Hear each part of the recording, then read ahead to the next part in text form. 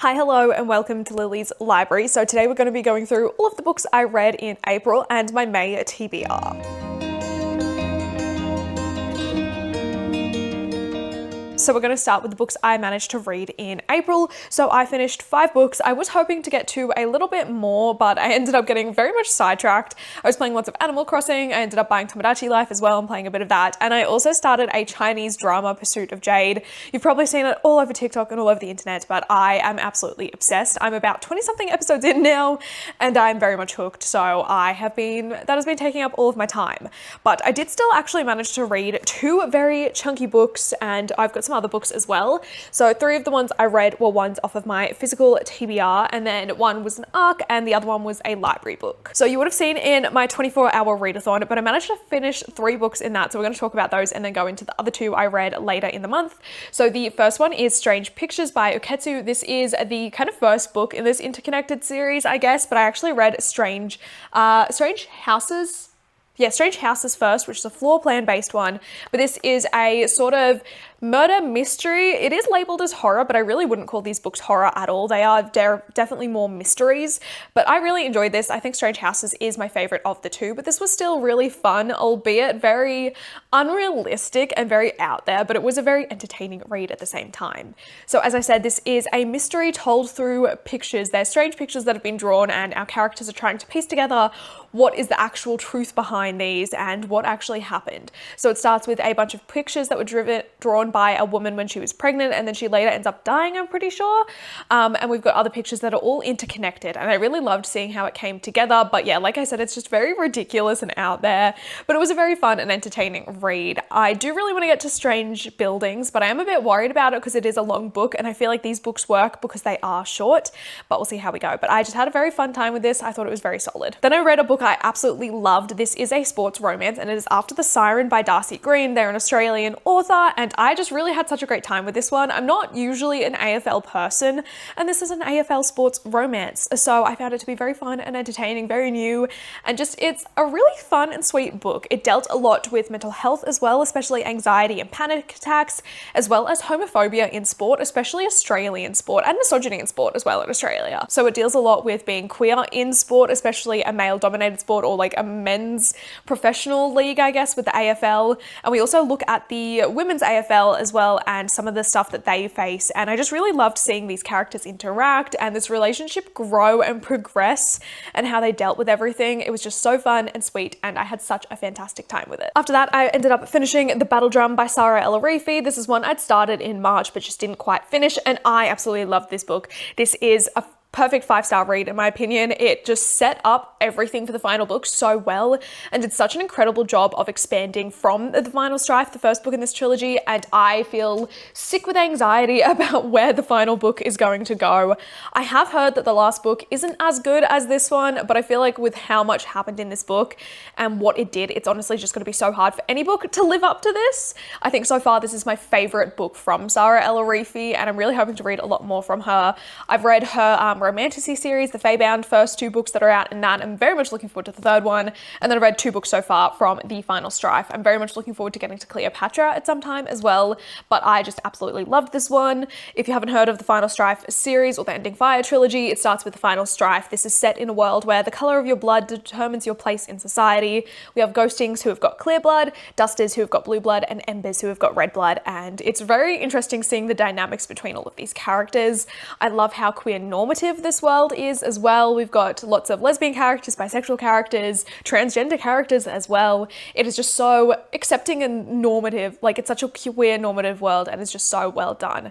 This book is absolutely heartbreaking as well. There was one chapter I read and I just could not believe what I was reading, and it was honestly so shocking, but I loved this book. Another 5-star book I read, because we had 3 5-star books in the month, was Love Galaxy. This is a new release. It's only just come out in the US, and it comes out later this month in Australia, so I'm very excited about it. Actually, I think it comes out like next week or something. I have pre-ordered it because I absolutely loved it. But this is a sci-fi romance. It's like honestly the perfect blend of these two genres. If you're a romance fan and want to try sci-fi, or you're a sci-fi fan and want to try romance, I think this is honestly the way to go.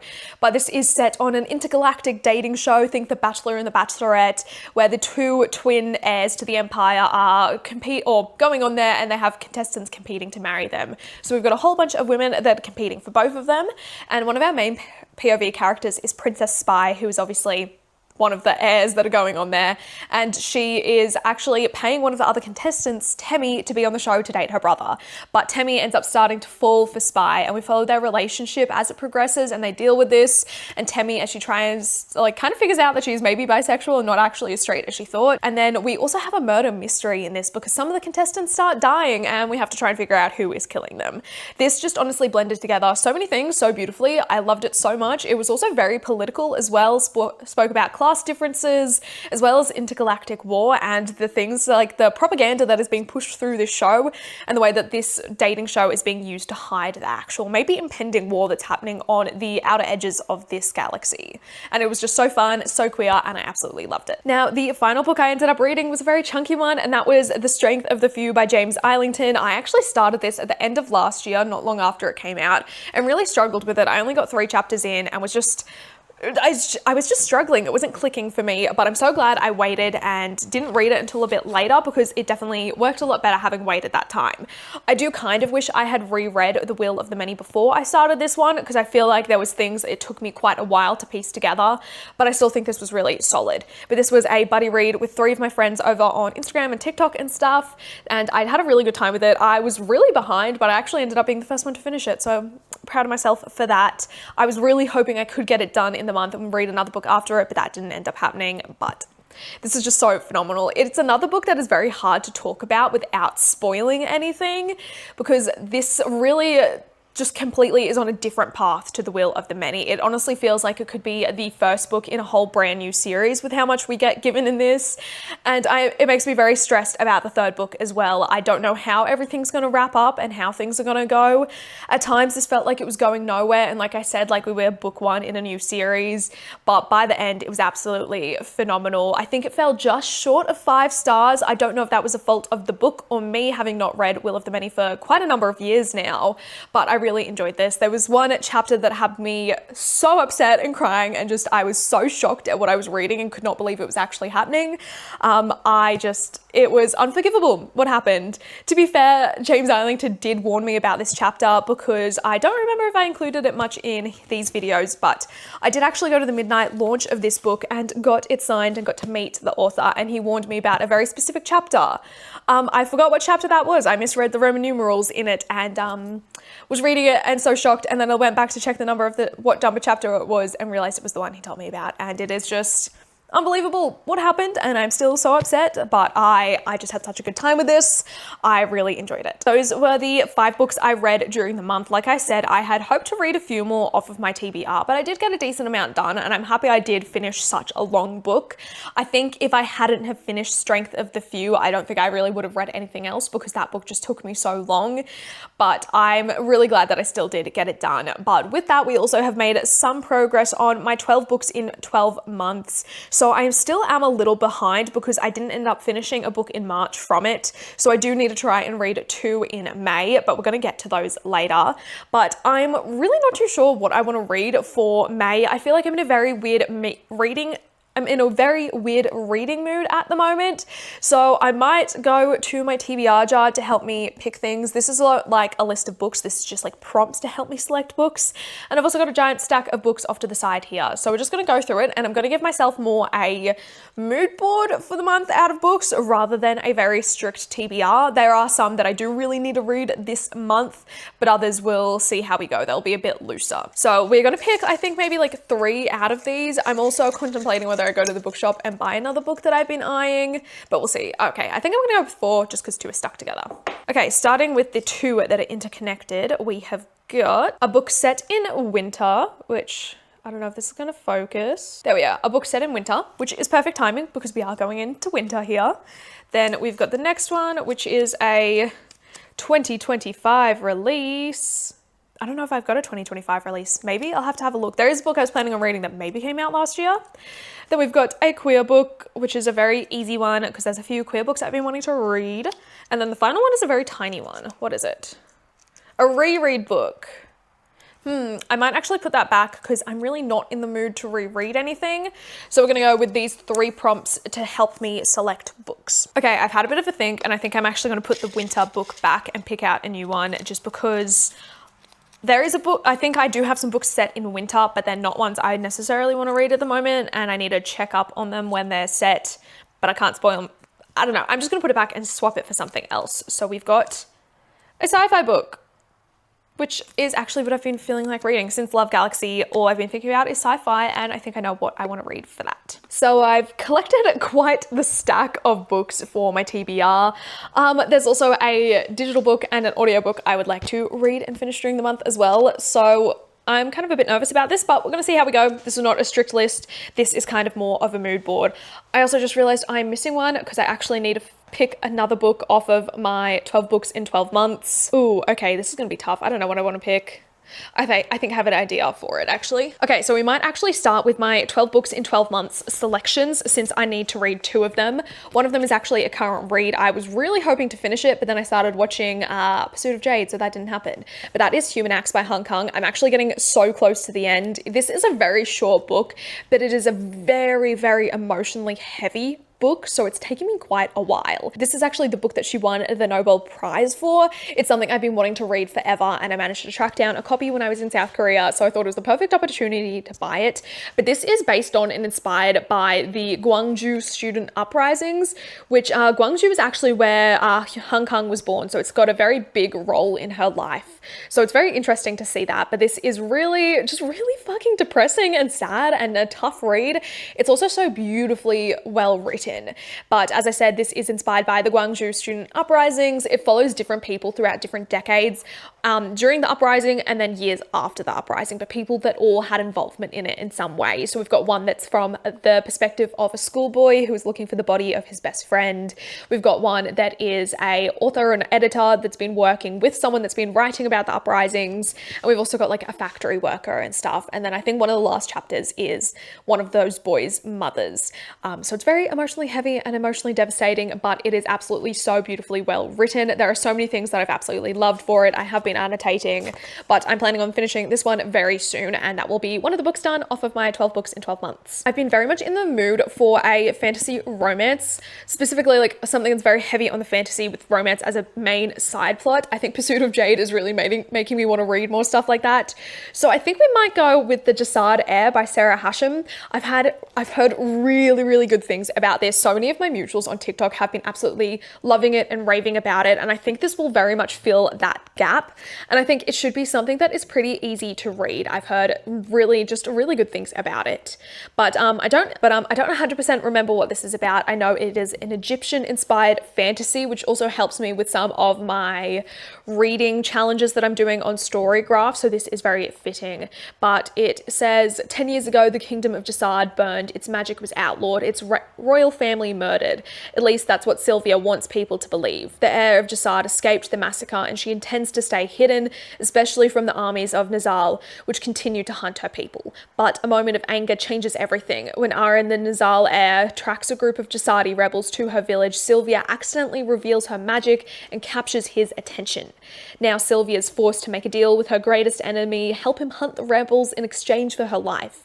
A deadly game begins. Sylvia can't let Aaron discover her identity, even as hatred shifts into something more between the heirs. As the tides change around her, Sylvia will have to choose between the life she wants and the one she abandoned. It sounds really interesting, and like it'll be a really fun read. I've heard the second book in this duology is very brutal, so we'll see how we go, but I do really want to read this one. Then continuing with a sort of romance heavy book, I really want to read The Apothecary Diaries. This is the light novel. I have started the manga and I really enjoyed it, and I've watched all of the anime that's currently out and have loved it. And obviously the next season comes out soon, and I do really want to read the light novels. I heard these are a lot more heavily focused on the mystery in them, which I think will be fun, and I've just been thinking about it all the time and I've been missing it in my life, and I think this will be a perfect thing to fill that gap. So I'm hoping to read volume 1 of this at the very least and read some volumes over the next few months. Now, one I didn't actually read in April that I was hoping to was Blood of Dragons by Robin Hobb. This is the 4th book in the Rainwild Chronicles. I've just been feeling a bit of fatigue from this universe. I absolutely love it, but I just haven't been wanting to go back to it lately just because I did dedicate, obviously, in the entirety of last year to this series. I think I needed to take a little break, but I'm ready to go back in. I would love to finish this before next month, like before June, because I want to dedicate the second half of the year to this final trilogy in this universe, which is the Fits in the Fool trilogy, I think it's called, but it's those 3 books at the bottom there. So I would really like to try and get to this, but this is book 4 in a series, so I can't go into too many details, but this one explores the Rainwilds and a lot more of the dragons, and I'm very intrigued to see where this book goes and how it wraps up. I feel like it's going to be brutal. Now, one I'm on the fence about including is The Ballad of Songbirds and Snakes by Suzanne Collins. This is obviously one of the Hunger Games prequels. This is something I started reading quite a while ago now, and I got 120 something pages in, but just didn't continue. Snow is a character I really just detest, and I do want to kind of see what made him who he is, but I don't know if I like him enough to continue reading this. But me and my partner have been watching the Hunger Games movies because he's never actually seen all of them, so it's kind of been making me want to go back to this universe. And obviously Sunrise on the Reaping, the movie, comes out later this year, and I've yet to read that book, so I'd like to try and read this one and then watch the movie, and then in a few months before Sunrise on the Reaping comes out, I'd like to read the book and then watch the movie as well. So we'll see how we go. But yeah, so this is obviously a prequel about the Hunger Games. We follow Snow in this and some of the games that he was involved with, like the planning of, or like the, I don't remember the word, but he was being a mentor, I guess, to one of the tributes. Now, the next 3 books are ones that work for those little prompts I picked up. So for a 2025 release, something else that was on my April TBR that I didn't get around to was Catabasis or Catabasis by R.F. Kuang. Now, actually, next week, R.F. Kuang is going to be doing a book talk. I mean, my sister are going to be going to it, so I would like to try and read this before then. So I'm hoping that after I finish this, I can finish Human Acts and immediately get started on this because I'm very excited for it. This is kind of about academia, I guess, in a way, and it's also about a journey through the levels of hell.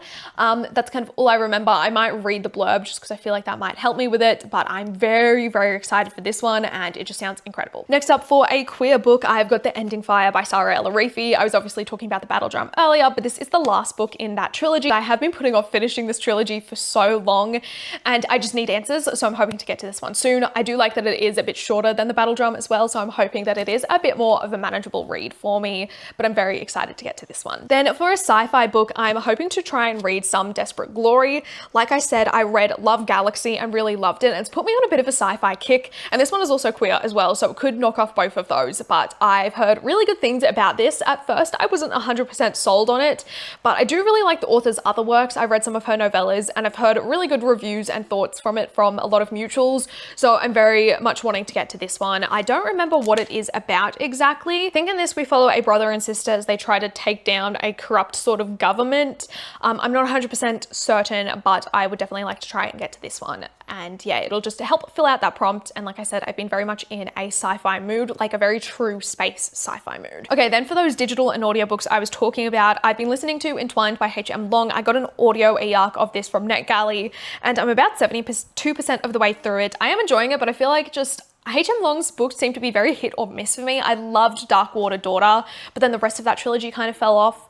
And then I did enjoy her like Viking-inspired one, Hall of Smoke, I think it's called. And this one is interesting as well. It's just not drawing me in. I don't know if it's audio that's the issue. I do love Moira Quirk's narration, but either way, I do really want to finish this. I will have some times where I'm doing quite a bit of driving, so it should be possible because I've been really slipping on my audiobook listening this year, but I would love to finish this one.